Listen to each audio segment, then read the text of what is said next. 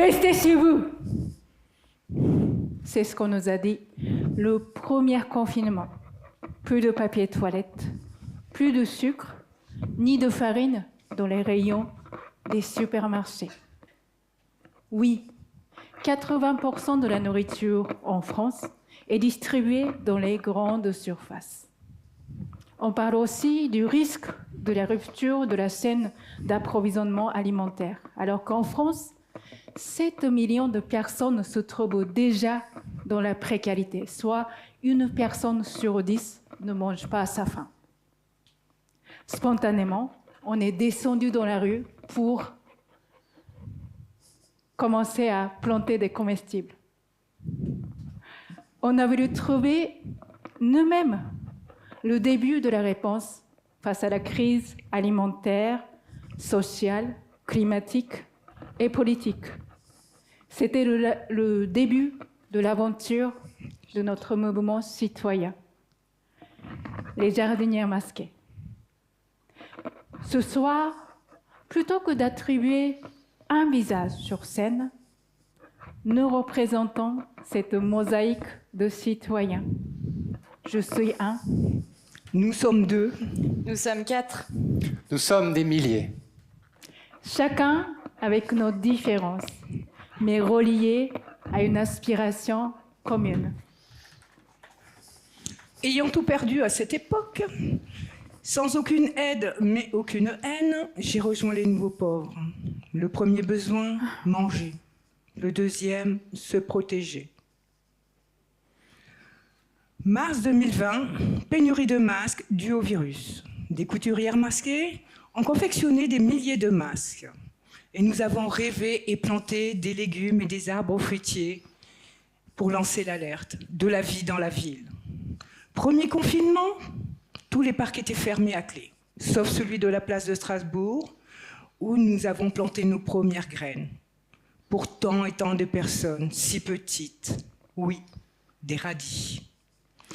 Puis nous avons investi d'autres lieux, comme l'île Balzac, au milieu de la rivière. Puis vint le terrain près de la rivière, un peu sauvage, au milieu de la biodiversité, à la Gloriette. Nous y faisons de l'agroforesterie. Une forêt, 2 vergers, des ateliers, un petit peu de stress, vous êtes... des ateliers.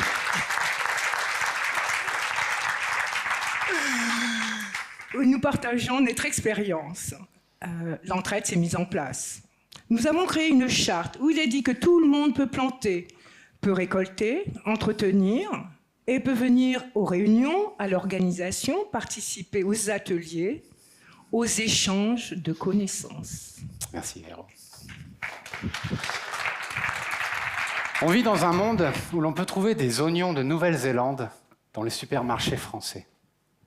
Alors, des kiwis, pourquoi pas, mais des oignons. Permettez-moi d'insister. Considérons cette belle tomate comme étant notre planète bleue. Si la France se trouve ici, alors la Nouvelle-Zélande se trouve là, à près de 20 000 kilomètres. En gros, si vous allez plus loin, vous rentrez en France. Tout ceci est possible grâce à des traités de libre-échange.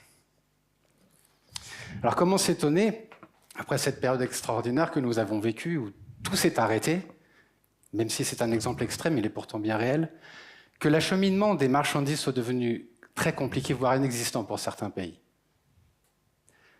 J'ai beaucoup voyagé. J'ai eu la chance de sortir des routes touristiques et je me suis aventuré loin pour m'occuper de la nature. Et j'ai pu constater et voir par mes propres yeux la destruction des terres ancestrales qui est sacrifiée à l'agriculture intensive pour permettre à nos supermarchés d'alimenter leurs rayons. Quand on me parle de déforestation, moi j'ai des visages et des paysages qui me viennent à l'esprit. Je repense à Alejandro, par exemple, au Guatemala, qui a rasé sa jungle, sa forêt, ses cultures de maïs qui pourtant toujours à la base de son alimentation, pour les remplacer par des champs de palmiers à perte de vue. Comment lui en vouloir? Il a une communauté, une famille, des routes, une école à entretenir.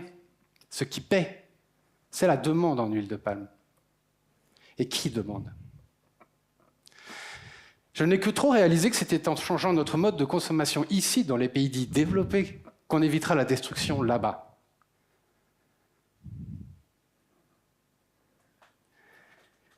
C'est l'émotion, pour le coup, qui me vient, parce que j'étais vraiment au Guatemala, pour le coup. Quand je suis rentré en France, j'ai monté un local d'information que j'ai appelé Semons des graines. L'objectif était de sensibiliser mes concitoyens sur l'absurdité des traités de libre-échange, comme le Mercosur, le TAFTA, le CETA, qui n'ont vraiment aucun sens et qui sont pour moi à la base de toutes les problématiques écologiques.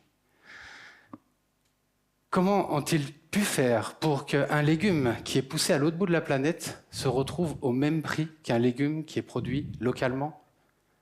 À une époque, on nous demande de changer nos moyens de transport, remplacer la voiture par le vélo, par le bus. Les tomates, elles, peuvent prendre l'avion ? J'ai mis à disposition ce local et c'est comme ça que j'ai rencontré les jardinières masquées. Semer, planter, entretenir, récolter des légumes en bas de chez soi, dans les jardins de la ville, reconnecter les gens à la réalité à travers cette simple idée. Il n'en fallait pas plus pour que je rejoigne le mouvement. On marche vraiment sur la tête, vous savez. En moyenne, une tomate fait 2400 km en France avant d'arriver dans nos assiettes. Alors qu'avec les jardinières masquées, on fait en sorte qu'elles passent de main en main.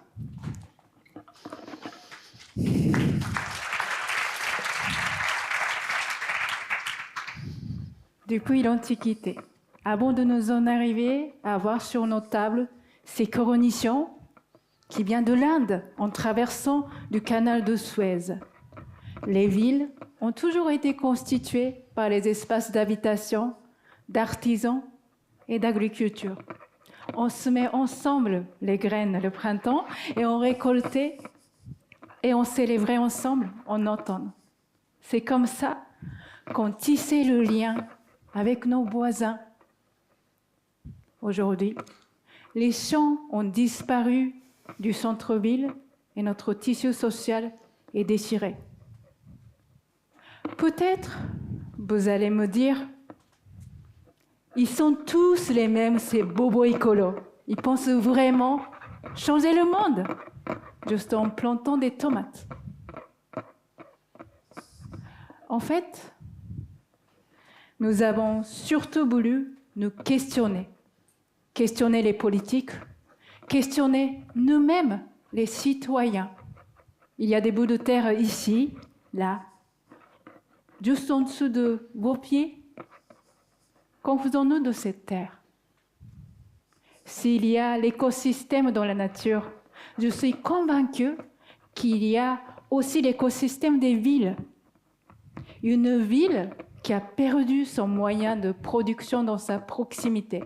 Une ville où on laisse nos voisins isolés dans leur solitude est une ville fragile et incomplète. Je voudrais également questionner les pères, les mères, comme moi. Planter les fruits et légumes juste en bas de chez soi, pour moi, c'est comme aller au bottes le dimanche. C'est de choisir quel avenir je veux offrir à ma fille. Elle est là ce soir. Et avant de rejoindre les jardinières masquées, elle a toujours vécu à Paris et qu'elle n'avait jamais vu un pied de tomate. Depuis, elle a appris à planter des radis, des pommes de terre, des plants de fraisier, à faire des boutures de cassis, de baies de gosier. Et maintenant, quand elle croque ses tomates, ça la fait sourire, parce qu'elle-même, elle en a pris soin.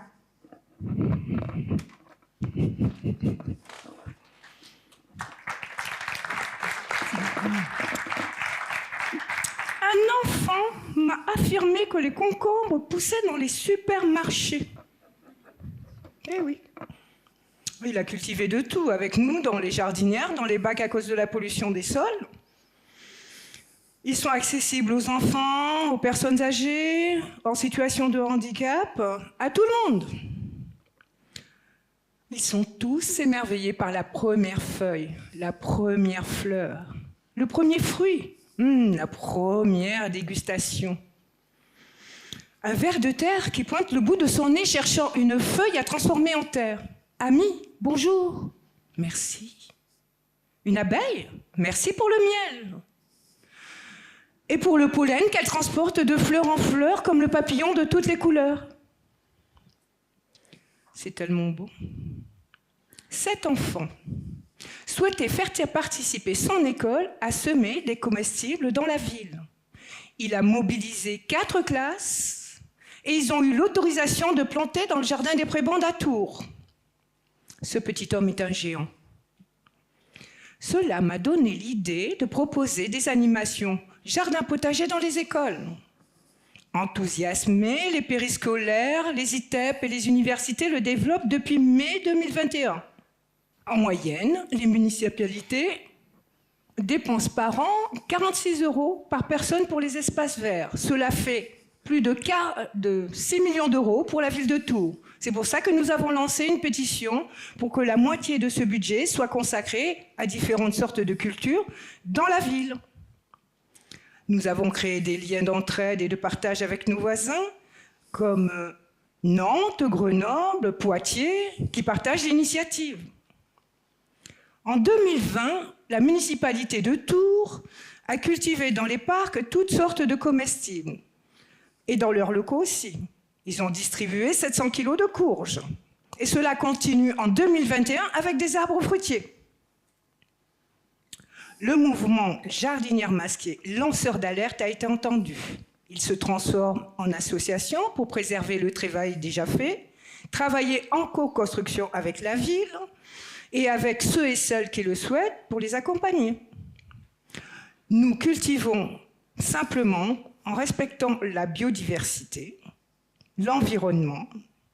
Apprenons aussi à cultiver à nos enfants. C'est à eux que nous allons laisser notre belle terre.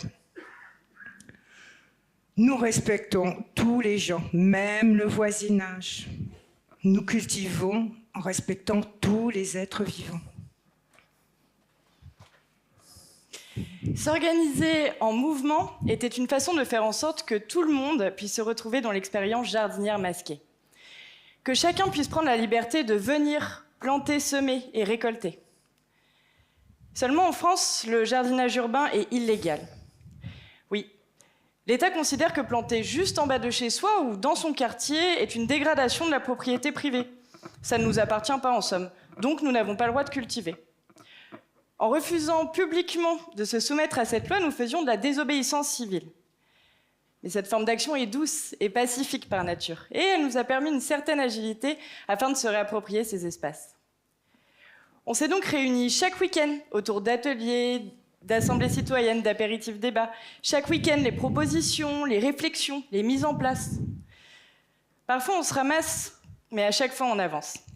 Et après plus d'1 an d'expérience, la municipalité de Tours nous a proposé un projet de co-construction. Ah, ça y est, nous avons été entendus. Une page se tourne, mais c'est tout le livre qu'il faut continuer. Planter du comestible dans l'espace public, oui, mais en fait pas n'importe où. La terre que nous utilisons vient d'une forêt, de l'humus que les micro-organismes ont rendu fertile et saine. Celle des villes ne peut pas être utilisée directement pour jardiner en raison de la pollution des sols. C'est à cause des activités industrielles qu'on y retrouve des métaux lourds, comme le zinc ou le plomb. Ces éléments sont essentiels pour les plantes et naturellement présents dans le sol, mais s'il y en a trop, ça peut être toxique.